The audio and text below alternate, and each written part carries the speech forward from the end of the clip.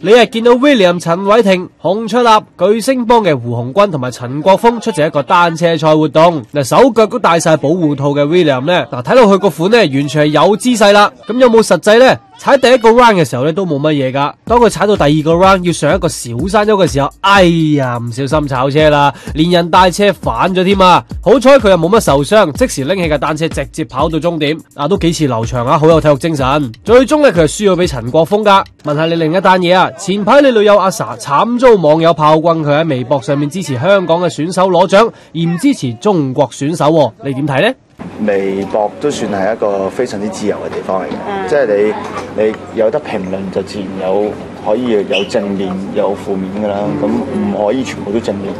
咁我覺得呢個係好小事嚟嘅啫，因為做藝人開個微博出嚟，你即係預咗有自己支持者，亦都可以有人去發表一啲唔同嘅睇法㗎嘛。咁所以我覺得又唔需要太擔心或者唔開心。咁我覺得佢自己絕對識得去應付啦。嗱，呢樣嘢佢係應付得到啦。阿 Joey 喺 Diva 半裸上陣，俾胡歌推背。嗱，如果換住係阿 Sa 好似 Joey 咁半裸上陣，唔知你又俾唔俾呢？